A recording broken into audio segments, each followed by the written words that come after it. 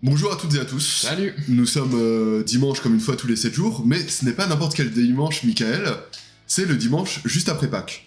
Si on vous dit ça, c'est parce que Pâques en fait est une fête qui est assez intéressante, car c'est le moment par excellence dans nos civilisations occidentales. On mange du chocolat. Où on mange du chocolat, et surtout on questionne la dimension définitive de la mort. Puisque c'est le moment où notre Seigneur Jésus décide 3 jours après sa... Notre Seigneur Jésus décide 3 jours après sa retraite de faire une reformation, un petit comeback, de redonner quelques shows et de partir définitivement. À l'instar de notre Seigneur Jésus, encore une fois, plusieurs groupes de métal au sein de cette scène ont une définition assez singulière de ce qu'est un adieu. Effectivement, c'est vraiment un sujet d'actualité. Parce que d'un côté il y a l'aspect un peu politique, vous savez qu'en ce moment il y a une nouvelle loi qui va être discutée sur l'euthanasie, donc une loi Leonetti 2 en réalité, donc il y a plein de questionnements dans la société civile qui viennent sur comment gérer la fin de vie, etc. Et côté musical, il y a aussi une fin de vie qu'on pensait anticiper et qui finalement reprend. Qui n'a pas duré très longtemps. Qui n'a pas duré très longtemps, c'est effectivement la reformation de Slayer dont vous avez obligatoirement entendu parler. Clairement, le métal est actuellement en fait happé dans une sorte de double phénomène. C'est d'une part les tournées d'adieu qui s'annoncent année après année. On est plus de 50 ans après la création du genre, les piliers ont l'âge qu'ils ont, et il y a un moment où tout a une fin, tout le monde doit arrêter. Canet. Sepultura, et Canet également, ouais, tout à fait. Sepultura a annoncé sa tournée d'adieu il y a quelques mois, Pentagram a annoncé la sienne également, et en parallèle, il y a énormément de reformations. Cette année, la scène hardcore et dérivée a été particulièrement gâtée, puisque Avart revient, truc de Léodonio Core, ainsi que Orchid, un des groupes pionniers du Screamo, et Dillinger Escape Plan, qui c'est pareil, ne sont pas arrêtés très longtemps, quoi. Mais ce qui est relativement intéressant, c'est que ces reformations / tournées d'adieu, elles apparaissent comme contradictoires. D'un côté, des groupes partent, d'autres, des groupes reviennent. Mais on peut quand même dire qu'elles ont à peu près les mêmes conséquences et qu'elles sont au service d'une même dynamique. En se reformant ou en annonçant partir, le groupe change d'aura, les événements qui les programment se nimbent d'une sorte de...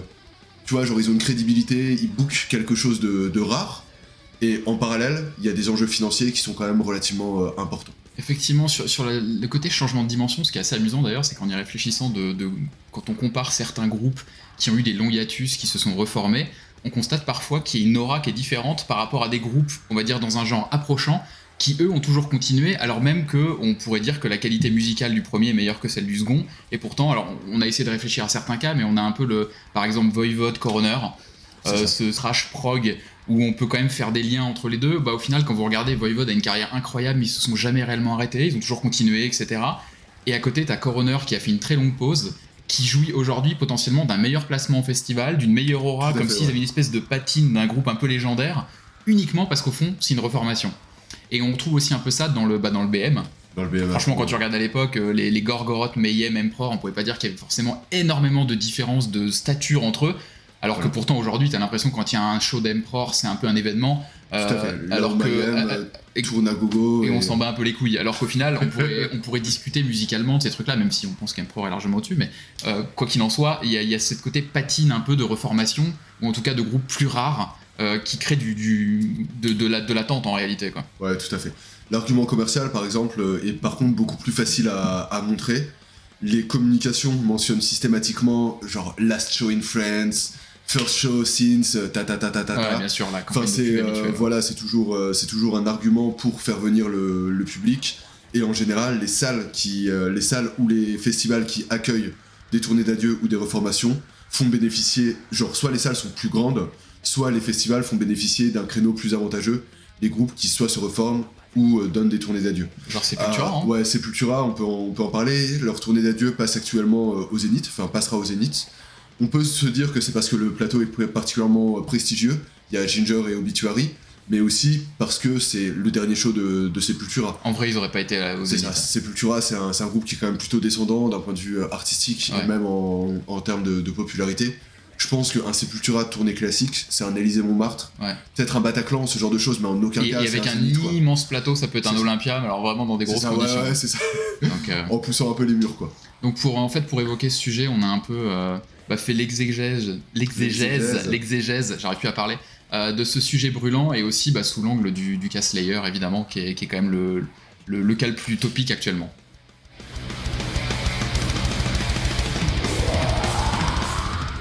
Quand on a commencé un peu à réfléchir à ce sujet, on s'est posé une première question en réalité, c'est quel est le bon moment pour partir pour un groupe. Et la première question qui se pose, c'est vraiment la question du souvenir un peu. C'est comme, vous savez, quand vous avez malheureusement un membre de votre famille qui est plutôt en fin de vie, vous vous dites en fait c'est pas la dernière image que j'ai envie d'avoir en tête, le dernier souvenir que j'ai envie d'avoir quand je pense à cette personne. Et pourtant Dieu sait que ce souvenir-là est vraiment prégnant et c'est dur de s'en débarrasser, quoi.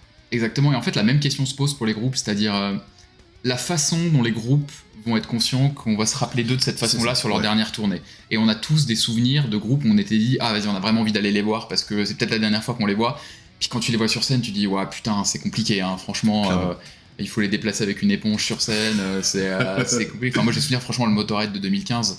Le Motorhead, il était particulièrement triste, ouais, bien sûr. C'est pas le souvenir que t'as envie de garder d'eux, et du coup, c'est la question, en fait, il aurait peut-être fallu partir avant. Et des exemples comme ça, au final, on en trouve plein de groupes dont la prestation était plus du tout à la hauteur de ce qu'ils pouvaient offrir avant, et peut-être qu'il aurait fallu se poser la question à un moment donné de partir avant. Ouais, tout à fait. C'est aussi, on reparlera de Slayer plus tard, mais si la tournée d'adieu a été autant plébiscitée de Slayer, c'est parce que on avait vraiment l'impression que c'est un groupe qui partait au fait de sa forme, qui laissait un super souvenir et qu'on n'a pas pu voir décliner, quoi. Et il y a plein de groupes comme ça, Cathedral, Twisted Sisters. Twisted Sisters, genre gros concert en 2016 aussi. Black Sabbath dans une moindre mesure. Je sais qu'on n'est pas tous les deux trop d'accord dessus, mais ça allait, quoi. Oui, c'était pas abyssal, tu vois. Alors qu'il y a eu des trucs, même Kiss, au Hellfest, la dernière fois ils sont passés. Moi je me suis fait la remarque en me disant Et puis il y a des cas vraiment hyper extrêmes, genre Possessed au Brutal Assaut, où t'as envie de dire arrête. Le mec est déjà en fauteuil. Pourquoi pas, enfin, il a quand même une certaine prestance. Là, il est borgne, il chante plus. Tu te dis, genre, jusqu'à. Ouais, c'est genre, faut arrêter en fait. Donc, faut vraiment s'arrêter. Donc, ça, je pense que c'est la première question, c'est en fait, faut peut-être s'arrêter tout simplement quand on sait que la dernière image qu'on va laisser de nous, c'est pas du tout l'image qu'on a envie de laisser. Et on retrouve ça aussi dans tous les trucs, même en sport, c'est pareil. Hein. T'as pas envie de voir une grande star que t'as connue jouer en National 2 avec un beat comme ça, c'est pas l'image que t'as envie de voir. Donc, à un moment, faut savoir s'arrêter, potentiellement pas au top, mais quand la pente commence à redescendre et pas après, quoi. Clairement. Après, c'est quelque chose que nous, on a plus de facilité à dire, Michael et moi, parce que j'ai le sentiment qu'en fait, on fait partie d'une génération qui est assez intéressante. C'est-à-dire qu'on n'a pas connu le début du métal, mais au moment où on a commencé à faire des concerts, ce genre de choses, on a quand même eu un assez large accès aux fondateurs du genre, à peu près tous les gros groupes. Ouais. On a pu les voir avant leur décès, / leur tournée d'adieu, à quelques exceptions près, bien évidemment. Et on a vu certes ces groupes-là dans des conditions dégradées, c'est-à-dire soit dans des grosses salles, parce que le groupe était déjà genre ultra installé, soit vieux, donc avec une capacité... Avec des prestations pas ouf. Ouais. C'est ça, exactement. Et la question, pour moi, elle se joue aussi là-dessus, c'est est-ce que toi, en tant que public, t'es prêt à te dire, ok, je vais voir ce truc-là, quitte à risquer de passer un mauvais moment. Pour Ozzy Osbourne, ça peut être... un moment, c'était largement le cas, vocalement, c'était 1 jour sur 2. Est-ce que tu y vas quand même parce que t'as envie de cocher une case dans ton Pokédex, te dire, ok, c'est un groupe que j'adore sur CD, que j'ai envie d'aller voir, même si ce sera pas aussi bien que il y a 20 ans, il y a 30 ans, et pas aussi bien que ce que ça devrait être? Ou est-ce que tu te dis, ok, je fais un pas de côté, ce mec-là, j'ai pas envie de le voir, je préfère écouter sur CD, ce genre de choses? On peut se poser la question. C'est ça qu'on a effectivement eu la chance de voir Black Sabbath, évidemment. Moi, je pense à Heaven and Hell avec Dio. Moi, j'étais trop fan. Que j'ai pu voir. Il y a des choses comme ça où c'est que demain, je vais voir Judas Priest, par exemple. Même si je suis pas un immense fan, je suis très content de le voir parce que je me dis, je sais pas si je les reverrai, parce que si j'ai pas l'occasion de retourner, etc., c'est des groupes. Puis, tu sais, à un moment où tu vas les voir quand ça ressemble encore à quelque chose, peut-être que s'ils refont une tournée dans 4 ans, ça sera de la boucherie. Et je me dis, voilà, donc il y a forcément cette question-là qui se pose de est-ce qu'il faut aller voir un groupe au regard de ce qu'ils vont nous offrir et surtout du souvenir qu'on a envie d'en garder, en fait. Ouais, clairement, et ça a vraiment un impact sur les groupes, parce qu'avec le renouvellement générationnel, les groupes ont tendance à ne pas s'arrêter au bon moment, parce qu'ils se disent, ok, il y aura toujours des jeunes qui ont envie de nous voir, tac. Plus la vague de nostalgie aussi. Hein. Exactement. Le public métal a pas l'air d'énormément se rajeunir, et mine de rien, t'as toujours cette espèce de vibe dans lequel tu peux surfer pendant pas mal d'années. C'est ça, et Metallica, tu vois, genre c'est un exemple qui est assez édifiant là-dessus, c'est-à-dire que genre c'est plus ouf en live, moi, c'est pas trop mon truc, mais toi, t'as été déçu les dernières fois que tu les as vus. Les jeunes qui ont 15 ans, qui se mettent dans le métal et tout, ont aussi envie de voir Metallica. Les gars qui ont grandi avec continuent à y aller. à partir de ce moment-là, pourquoi les groupes arrêteraient quand ils savent qu'ils continuent à remplir, quoi. Surtout, ils vont remplir des stats, c'est ça, c'est-à-dire que continuer, c'est une chose, savoir s'arrêter au bon moment, c'en est une autre, mais quand tu continues et que ce que tu peux faire, c'est les tournées de stade, forcément, la pression est pas la même, ou l'engagement est pas le même que si tu devais faire des petites salles de 15 personnes, c'est forcément différent. Donc c'est sûr que la question du souvenir est hyper importante, la question un peu générationnelle a un impact, et il y a aussi une question artistique. Alors sur ce point-là, on renverra évidemment notre vidéo. Et c'est possible de bien vieillir. Exactement, parce Saison 1, épisode peut-être 2, 3, un truc comme ça, tu vois. Début. On était des jeunes puceaux. C'était vraiment le tout début, mais parce qu'il y a une logique, mais se peut se poser la question d'arrêter quand t'as plus rien à dire. Et d'ailleurs, ce qu'on constate aussi, c'est qu'il y a pas mal de reformations actuellement qui sont des reformations où il n'y a pas de création musicale. C'est-à-dire que les types sortent pas d'album en fait. Ils vont juste faire des tournées, ils font des festivals, ils vont sur scène, ils se font plaisir, et ça s'arrête là. Et ça aussi, c'est parfois une bonne raison de s'arrêter, c'est quand tu sens que tu n'as absolument plus rien à dire musicalement. Si le succès est là en live, ça peut se justifier, mais à un moment, il y a quand même un truc où il faut quand même passer le témoin, et ça peut être une des raisons pour lesquelles, si tout simplement, il faut s'arrêter, quoi.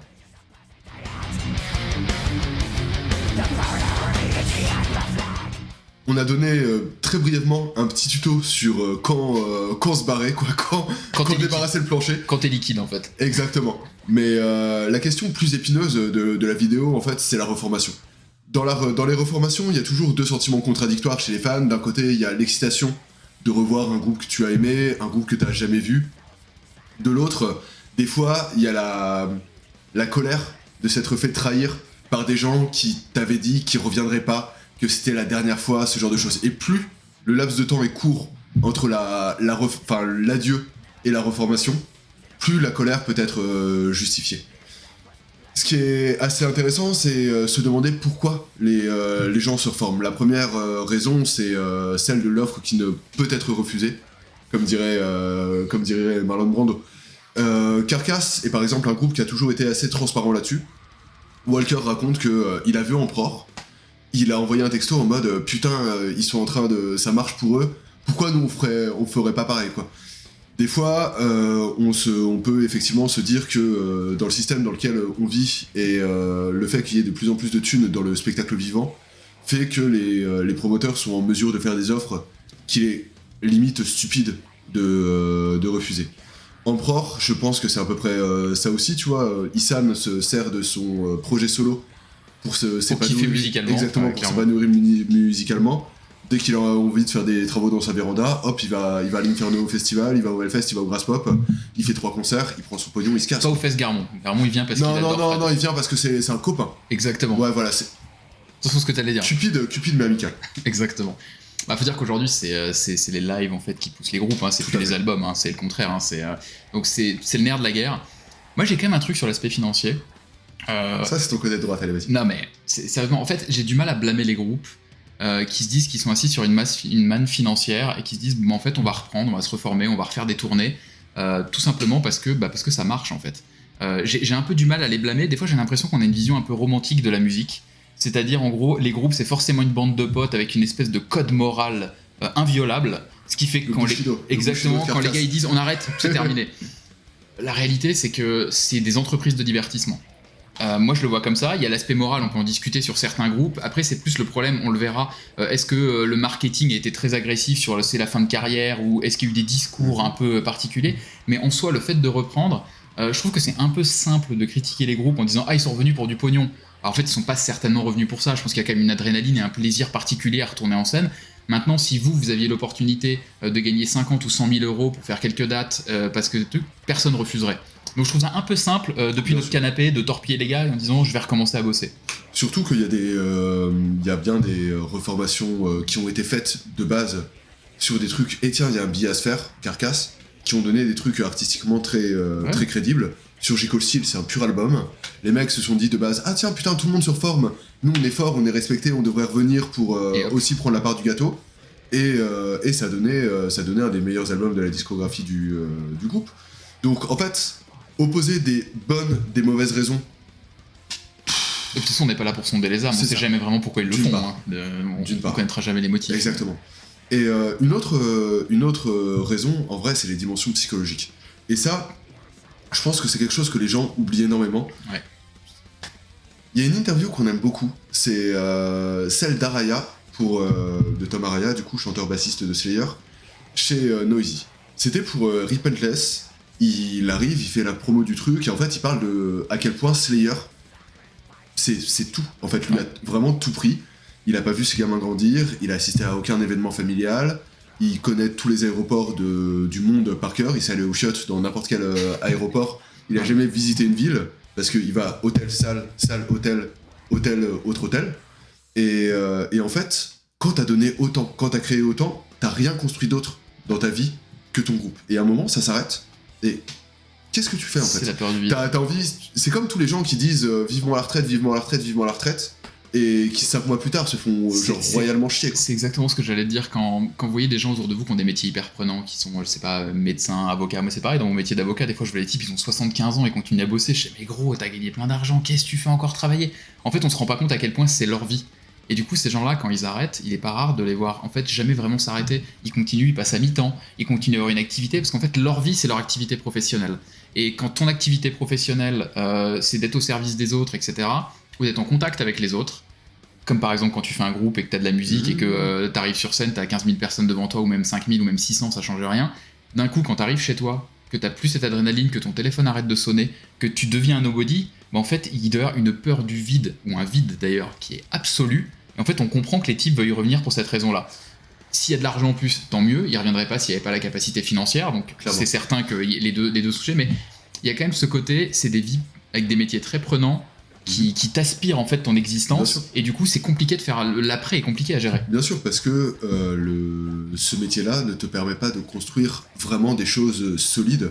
C'est tellement chronophage, t'es tellement loin de ta famille, loin de tes proches, tout le temps sans cesse, que tu mets beaucoup plus que dans des métiers plus chill, quoi. Et c'est pareil. Qui permettent de développer un truc extra professionnel. Et tu retrouves ça partout, même dans le sport, c'est pareil. Moi qui suis beaucoup le football américain, il y a un des joueurs des Eagles, Jason Kelce, il a un podcast donc, qui parlait de l'après-carrière. Il disait c'était trop, il disait ça fait pendant 2 années de suite, il avait plus ou moins dit peut-être que je vais me retirer. Finalement, à chaque fois, il a rempilé. Et une de ses phrases, c'était de dire en fait, si j'arrête, qu'est-ce que je vais faire ? Parce que, alors évidemment, là, les types sont plus jeunes, hein, ils ont 34 ans, mais en fait, c'est la peur complète du vide, parce qu'ils ont fait un truc toute leur vie, la tête baissée dans le guidon, et en fait, ils ne savent pas ce qu'il y a après, et ils ont peur de ce qu'il y a après. Et je pense qu'il y a beaucoup de groupes où, quand ils arrêtent de tourner, quand ils arrêtent de remplir des salles, et qu'ils se retrouvent chez eux, dans leur quotidien classique, qu'ils n'ont en fait quasiment jamais connu, réellement, je pense que ça doit être presque angoissant pour eux, et il doit y avoir cette pression, au bout d'1 an, 2 ans ou 3 ans, de se dire, en fait, il faut qu'on y retourne. Ouais. Araya, dans la reformation de Slayer actuelle, apparemment c'est la femme d'Araya qui l'a convaincu de remplir. Est-ce que c'est parce que... Elle en avait ras le cul de lui, elle en pouvait plus de voir un jogos sur le canapé. Mathésie Office pour la 5e fois consécutive. Non, est-ce que c'est ça, ou est-ce que c'est justement il avait peur de se relancer, il avait besoin d'être kické, c'est dur à dire. Mais je pense que vraiment, on oublie... C'est assez facile de voir le côté financier de type hop, tu reviens, tu vas prendre ton chèque. C'est sûr, ils le prennent tous. Mais est-ce que c'est pas autre chose ? Est-ce que c'est le seul moteur ? C'est ça la question en fait. Ouais.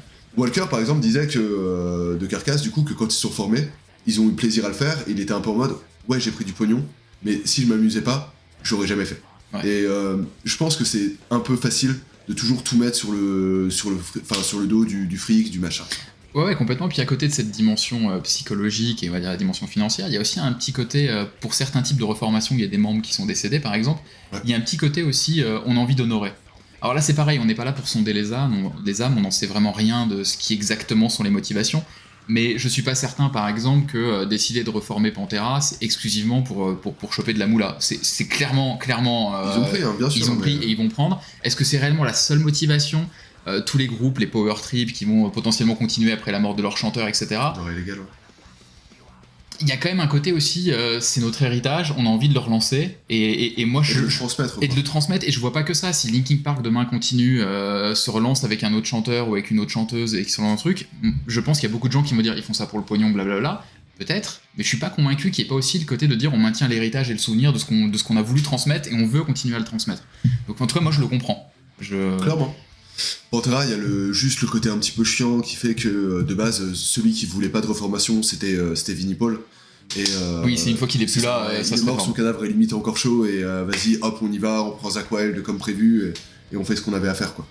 Après, le concert était quand même assez touchant, tu vois, il y avait quand même vraiment la présence des deux frères qui était hyper prégnante.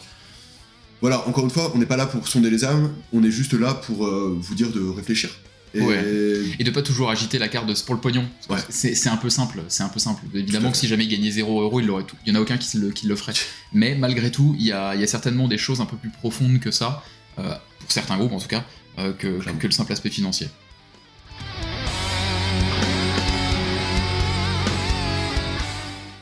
Au-delà de ces considérations générales, on voulait faire quand même une petite partie sur la reformation de Slayer.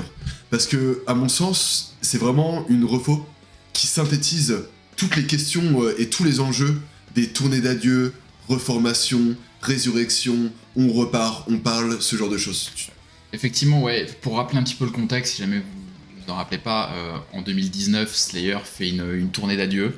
Vraiment, ils font les choses hyper clean. Ils annoncent tout, ils font tout. Dernier concert à New York ou à Los Angeles, un truc comme ça, voilà, ça se barre, c'est ciao. C'est ça. Ensuite, 5 années de silence, et là on apprend en 2024 que Kerry King, même s'il y a eu des frémissements avant, que Kerry King va lancer sa carrière solo, qu'il y a un album qui est prévu, avec un line-up vraiment solide en plus. Ouais, avec le batteur de Slayer. Avec Bostaph, et Phil Demel notamment, etc. Et surtout, une flopée d'interviews où il lance des missiles sol-air contre tous les anciens membres de Slayer. C'est ça. Avec des pics pour Arya quand même pas aussi hardcore que ce qu'il dit sur Dave Lombardo, mais pas loin. Donc vraiment, et il dit clairement, potentiellement, il n'y aura jamais de tournée Slayer. De toute façon, moi, ma carrière perso, solo, maintenant, elle est partie pour 10 ans. Le groupe, je suis lancé. Donc vraiment, les interviews qui laissent fermer la porte complet au retour de Slayer. Et même pas quelques semaines plus tard, en février dernier, petit communiqué de presse de Slayer qui dit on se rejoint pour au moins 2 dates, qui laisse sous-entendre en filigrane qu'il y aura peut-être pas des immenses tournées de 110 dates, mais qu'il y aura peut-être d'autres concerts ultérieurement. En tout cas, une information. C'était pas 2 dates uniques aux US, c'est 2 dates qui préparent des concerts ici ou là, disséminés. Ce qui est assez marrant en plus, c'est que c'est impossible qu'au moment où Kerry King ouvre sa grande gueule sur je fais de la basse, Arya, c'est une grosse merde, Lombardo, c'est impossible qu'il n'y avait pas de contact pour la reformation de Slayer. Il savait que ça allait avoir lieu, ce genre de choses. Il est pas mieux que les Kardashians en vrai, hein. C'était TMZ à mort, on balance du gossip et tout quoi. Mais donc vraiment c'était un cas d'école un peu d'une fin de carrière qui était clean aux yeux de souvent des métalleux, c'est dire on annonce une tournée d'adieu, on fait une immense tournée et après ciao bonsoir, c'est terminé. Slayer, il y a toujours eu ce côté hyper radical, genre on va jamais moins vite, on fait ce qu'on veut, tac tac tac, pas de compromis, on part comme des rois. On vous laisse là, c'est bon, on a terminé le game, laissez tomber. Et c'est vrai que la reformation a écorché leur image aux yeux des fans. On leur reproche donc d'être revenu après un départ dans les meilleures des conditions, mais surtout d'avoir menti au public. C'est-à-dire d'ouvrir sa gueule en mode c'est bon, on part, c'est fini, nanana. Et 5 ans après, en plus, c'est court, ouais, c'est super. 5 ans, dont 2 de Covid en plus, donc en vrai... Oui, en vrai, il y a eu 3 ans de pause. Quoi. C'est ça, exactement.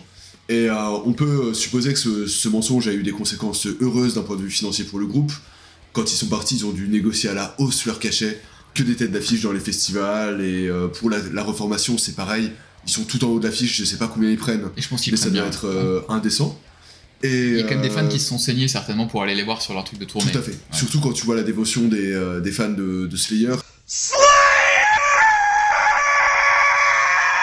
Tu sais que quand ils annoncent la tournée d'adieu, il y a possiblement, même très probablement, des gars qui sont un peu sacrifiés. Qu'on fait 6 dates. C'est ça, pour voir Slayer une dernière fois le plus possible. Et en se reformant, en fait, le groupe trahit littéralement la promesse qu'il a fait aux fans de type regardez, je fais des tournées d'adieu, les places sont chères, les salles sont blindées, mais si tu veux me voir une dernière fois, c'est maintenant, mets la main au portefeuille. Des personnes ont consenti à le faire, chacun gère sa thune comme il le veut. Quand tu reviens 5 ans après, le mec qui a voyagé, qui a traversé les US pour aller voir Slayer, encore une fois, ce genre de choses, est-ce qu'il se sent pas un peu con ? Moi, je pense que c'est le cas. Mais ce qui est vraiment intéressant, c'est que, en fait, Slayer était nimbé d'une espèce d'aura du groupe qui fait pas de compromis et qui est intègre. Ça, c'est... vous avez sans doute vu la vidéo de The Doom Dad qui défend beaucoup ce truc-là, de type, ok, Slayer, c'est le seul groupe qui n'a jamais trahi, qui a toujours voulu faire son truc, qui l'a fait, genre... sans se poser de questions, sans remettre en cause quoi que ce soit. Et en fait, j'ai l'impression qu'on a beaucoup opposé la reformation de Slayer à celle de Kiss et de Motley, où en fait on savait que ces gars-là n'avaient aucune parole, là où Slayer, c'est petit pincement au cœur, tu vois. Et En toute sincérité, moi je m'inscris vraiment en porte-à-faux de cette espèce d'opinion. Slayer, c'est les mecs qui vendent de la piquette à 30 balles. C'est des mecs qui ont fait des partenariats avec Durex pour vendre des capotes South of Even, c'est vrai. Et c'est des mecs qui en interview, genre, ont jamais été clairs avec Lombardo. Edman, quand il est parti, Ouais. The Show Must Go On, tu t'es fait bouffer par une araignée, c'est pas grave mon pote, on a des dates à honorer, on y va. Ils sont venus dans le Big Four alors qu'ils en avaient aucune envie. Slayer, c'est le groupe américain par excellence qui gère son business, mais carré. C'est une boîte, c'est une entreprise. C'est une il y a des entreprise de collègues. divertissement. C'est ça, exactement. Et ce côté, juste, effectivement, musicalement, ça a pas bougé d'un iota. Ils ont jamais voulu faire des trucs plus commerciaux, plus machin. Ouais. Ça n'empêche que, genre, mec, au niveau capitalistique, Slayer, c'est. Ouais, c'est pas Bolt Thrower en fait. Hein. Je pense qu'il y a des moments où on a un peu cette vision d'un groupe qui a une intégrité incroyable. Peut-être qu'ils avaient une grosse intégrité par rapport à la taille du groupe et comparé aux autres de la même taille, mais je suis même pas sûr en réalité. Donc en fait, moi je suis pas étonné de les voir se reformer en réalité. Moi je pense que Pas sur Slayer, Struggle, ce qui fait qu'ils ont leur aura, c'est que si tu fais une sorte de ratio extrême popularité, c'est le groupe qui est le plus haut tout en étant le plus extrême, je pense. Et c'est ce qui les nimbe d'une espèce de truc, genre en fait c'est intouchable, Ouais. nanana, alors que. Voilà quoi. Non, le sujet ça va plus être en fait comment va être apprécié l'héritage de Slayer maintenant. C'est-à-dire Tout à fait. quel impact il va y avoir sur cette image écornée. Moi je pense que ça va être sans impact. J'en suis absolument convaincu, c'est-à-dire qu'il y a des gens qui vont râler et dire « Oh, je regarderai plus jamais Slayer parce qu'ils m'ont trahi ». En vrai, je pense que ça va être marginal et que les gens, quand ils vont voir une grosse date de Slayer à l'Accor Hotel Arena ou à la Défense Arena ou Hellfest dans quelques mois ou l'année prochaine, ce sera tous les premiers à prendre le billet en disant ah, en fait je peux pas passer à côté de ça. Ouais. Alors ça veut pas dire qu'il y aura pas un peu ce petit pincement au cœur, mais en réalité c'est des groupes qui sont presque trop gros et trop appréciés pour que ce genre de truc reste trop longtemps, en fait, ce genre de ressentiment reste trop longtemps. Bien sûr. Ce qui par contre est un vrai enjeu, c'est l'héritage artistique de Slayer. Ouais. Quand ils sont partis, ils sont vraiment partis comme des rois et ils donnaient des super bons concerts. Moi je les pense capables d'ordonner sur 4-5 ans, mais est-ce qu'ils vont aller vraiment jusqu'au bout, ils vont se disloquer comme ACDC et on va finir avec une espèce de Slayer Bostaph King. Ouais. C'est dur à dire. Et Mais- franchement, c'est vrai que les conséquences pour la suite sont très étranges. C'est-à-dire que si c'est un peu ça, où Araya il dit non, moi je fais que quelques dates, puis ils veulent quand même refaire des dates. À côté, t'as Kerry King qui a sa carrière solo avec déjà des membres du groupe Slayer. On a du mal à imaginer comment les deux vont vraiment. Vont cohabiter. Ouais, et surtout, pour le coup, on parlait un peu des motivations à revenir. Pour Slayer, vu l'ambiance qu'il y a au sein du groupe à l'époque, et surtout entre Araya et Kerry King, on a du mal à imaginer que ce soit la bonne entente aujourd'hui. À moins qu'ils aient vraiment monté toute pièce. Mec, non, c'est pas un prank, et- tu vois. Genre, mec, Kerry King, il est trop bête. Je pense qu'il est trop bête pour se dire on va faire semblant de se clasher et tout. Ouais. Bon, Alors qu'en fait, on est des méga copains, non. exactement, donc j'y crois pas trop, donc il va y avoir un sujet, et là clairement, ça paraît compliqué de dire qu'ils reviennent pour des raisons artistiques, pures. Ils viennent certainement pour prendre un billet, ils viennent certainement parce que Araya, pour les raisons qu'on a imaginées, veut peut-être être tout simplement plus chez lui, il se dit bah moi je vais pas refuser de faire quelques dates comme ça. Ce qui est certain, c'est qu'il avait l'argent en ligne de mire, et il y avait aussi potentiellement l'idée de revivre un peu ce qu'ils avaient vécu, parce que mine de rien, leur tournée, elle a dû leur laisser un sacré goût en bouche, parce que c'était quand même une tournée qui était incroyable, qui était hyper longue, où ils ont fait que des gros festivals, des grosses salles et tout. Mais moi je pense que c'est vraiment la déception doit certainement venir du fait de cette inimitié, c'est-à-dire qu'on n'est pas sur un groupe de potes qui se retrouvent, on peut se dire ah en fait ils vont quand même être contents de se retrouver, on va être contents de les revoir sur scène et tout. On a deux mecs qui peuvent pas trop se blairer et qui refont des dates alors qu'un des deux les a torpillés, fait son groupe solo. En fait on a du mal à comprendre le contexte. C'est plus le contexte qui est incompréhensible que la réformation en tant que telle. Bah, le contexte du coup extra-financier qui est sans doute quasiment inexistant. Et ce qui est assez marrant, c'est que du coup il y a vraiment un double truc où d'un côté c'est les pires raisons de se reformer, mais de l'autre on est quand même face à un groupe qui a encore un héritage qui est relativement vivant et relativement chaud et qui pour moi est encore en mesure de proposer des bons concerts. Ah moi je suis super client, hein, j'ai vraiment hâte de les voir. Hein, Mec, Hellfest 2025 c'est bon, tu vois, la réalité, on sera devant et on fera les bolos devant Season of the Abyss et ce sera bien, tu vois. Exactement.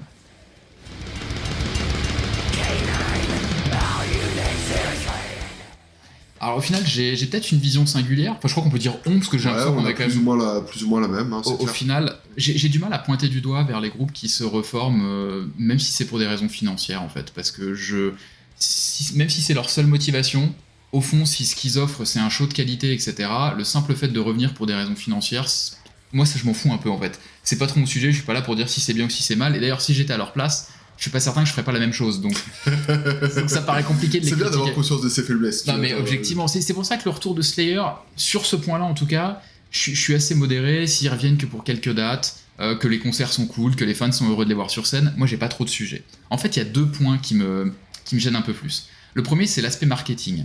Et quand je dis aspect marketing, c'est plutôt l'aspect marketing de la tournée d'adieu. C'est-à-dire, si tu en fais des pataquès pour dire c'est ma tournée d'adieu, la place d'habitude elle est à 50 balles, là elle va être à 75 parce que, voire au 100 parce que je fais des grosses salles. Ouais, exactement. Ça, en fait, moi, ça me pose problème parce que il y a des façons de le faire et il y a des groupes qui abusent énormément de la corde de la tournée d'adieu. Et on donne l'exemple de Scorpions, mais je crois que la première fois ils ont annoncé qu'ils faisaient une tournée d'adieu, je crois que c'était en 2011 ou 2012. Clairement. Et depuis, ça fait 11 ans qu'ils tournent. Là, c'est se foutre de la gueule du monde parce que les billets en 2012, ils devaient être plus chers que la moyenne parce que c'était la tournée d'adieu. Et au final, ils sont repassés 6 fois en France. Clairement. Et ça, pour moi, le premier aspect marketing dans cet angle-là, c'est vraiment un truc qui me pose un problème. Et le deuxième, c'est le spectacle. Sous-entendu, décider de revenir, c'est une chose. Décider de revenir pour nous fournir des prestats de merde parce qu'en fait, les mecs sont trop vieux et que c'est nul, ça n'a aucun sens. Et je dis ça parce que l'autre fois, alors je suis pas allé le voir en concert, mais j'ai vu des vidéos. Et j'ai par exemple vu les dernières prestations de Phil Collins. Il y a un moment où, c'est ce qu'on disait en première partie, voir un type assis sur une chaise sur scène, un peu bancal, qui est essoufflé au bout de 3 lignes et tout, en fait, c'est pas l'image que tu as envie de garder d'un groupe. Donc, si tu fais l'effort de revenir, même si c'est pour du financier, et au moins la décence de le faire quand tu sais que ça va être dans des conditions pour offrir un show. Donc, si Slayer revient et qu'ils nous font des tournées avec une putain de visio, un décorum incroyable et qu'ils nous mettent des gifles par la gueule, j'en aurais rien à foutre. Je râlerai un peu sur l'aspect marketing, mais c'est tout. Mais pour moi, c'est vraiment ces 2 points-là qui me posent problème dans les refos. Clairement. Il y a un truc aussi, c'est que je pense que ce phénomène-là, la déception, la crispation des fans, ça pose en fait une question qui est plus extérieure, en fait, plus large plutôt. C'est à quel point un groupe, et notamment un vieux groupe comme Slayer, est un artiste, et à quel point c'est une entreprise de divertissement. En vrai, Slayer, est-ce qu'ils ont grand-chose à dire ? Est-ce qu'ils viennent créer quelque chose, apporter une sensibilité au monde, ce genre de choses ? Ou est-ce que c'est juste un catalogue qui est joué devant toi ? C'est bête à dire, hein, mais il y a énormément d'œuvres artistiques qui sont créées dans des buts hyper commerciaux. Les Marvel qui en sortent un tous les 5 mois pour justement faire des entrées. Genre, en vrai, les gens le condamnent pas tellement. Je vois pas en fait pourquoi sur certains groupes ça trigger alors que t'es à peu près dans les mêmes dynamiques. En fait, quand tu as ça en tête, je pense que c'est à ce moment-là où tu dois faire tes choix en tant que public. C'est-à-dire que, est-ce que ça vaut le coup de te dire, ok, je vais mettre de l'argent pour les voir une dernière fois, sachant que je peux être floué. Parce que les mecs, s'ils flairent qu'il y a un peu d'argent à se faire dans 5 ans, ils vont revenir la queue entre les jambes, malgré tout, pour revenir te retirer de l'argent. Si t'as envie de te divertir, que c'est quelque chose qui a compté pour toi, que t'as un rapport sensible à eux, et que t'as les moyens de le faire, genre en fait, vas-y, tu vois. Ouais. Par contre, si tu te fais flouer... Tu pourras t'en rendre qu'à toi-même, c'est sûr. Exactement. Charles Pasqua disait que les promesses n'engagent que ceux qui les croient. Et je pense que, pour un épisode de droite, on peut finir sur cette citation et vous souhaiter une bonne soirée. Salut à toutes et à tous.